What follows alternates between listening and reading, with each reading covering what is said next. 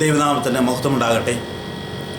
ഈ ദിവസങ്ങളിൽ കേരളക്കരയിൽ ആറ്റിങ്ങൽ, വർക്കല തുടങ്ങിയ സ്ഥലങ്ങളിൽ ക്രിസ്തീയ സഭകൾക്കെതിരെയുള്ള പീഡന വിഷയങ്ങൾ ദൈവമക്കൾ അറിഞ്ഞിരിക്കുമല്ലോ. ഇതിനോടുള്ള ചില പ്രതികരണങ്ങൾ മലയാളി പെന്തക്കോസ്റ്റ് ഫ്രീ തിങ്കേഴ്സ് പ്രതികരിക്കുന്ന ഒരു വേദിയിൽ നിങ്ങളോട് സംസാരിക്കുവാൻ അവസരം കിട്ടിയതിൽ ഞാൻ കർത്താവിനെ മഹത്വപ്പെടുത്തുന്നു.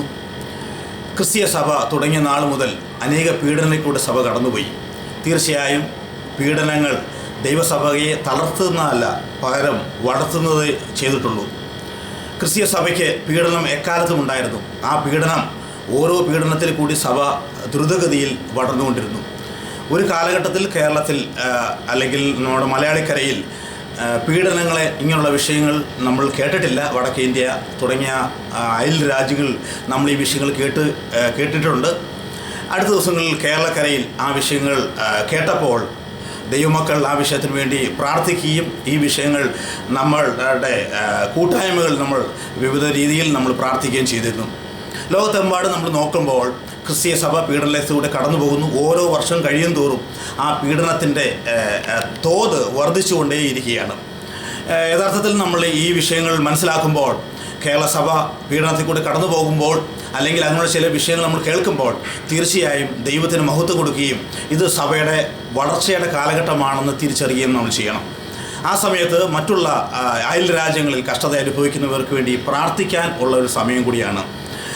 ഓപ്പൺ ഡോസ് എന്ന വെബ്സൈറ്റ് അവരുടെ പഠനത്തിൽ കൂടെ മനസ്സിലാക്കുന്നത് ഏകദേശം 50 രാജ്യങ്ങളിൽ കമ്പയർ ചെയ്യുമ്പോൾ ഇന്ത്യ മഹാരാജ രാജ്യം 21ാം സ്ഥാനത്താണ് നിൽക്കുന്നത്.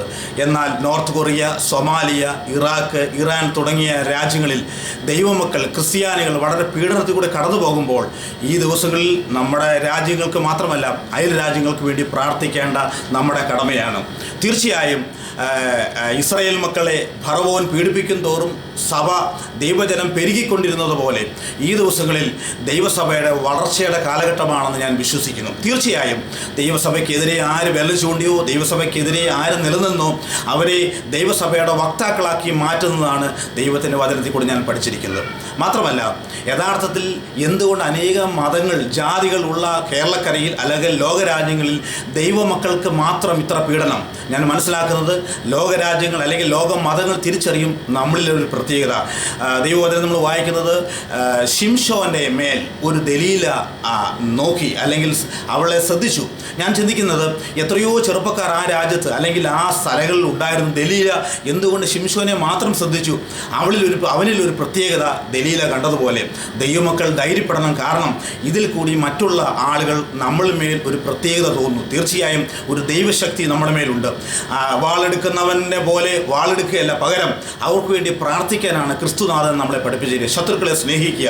അതുകൊണ്ട് ഈ ദിവസങ്ങളിൽ മറ്റുള്ളവർക്ക് വേണ്ടി പ്രതികരിക്കാതെ അവർക്ക് വേണ്ടി സ്നേഹിക്കുക ചെയ്യുമ്പോൾ അനേക ആളുകൾ നമ്മളെ കണ്ട് ക്രിസ്തു മാർഗത്തിലേക്ക് കടന്നു വരുവാൻ സഹായിക്കട്ടെ. അതിനായി ദൈവം നമ്മളെ അനുഗ്രഹിക്കുമാറാകട്ടെ.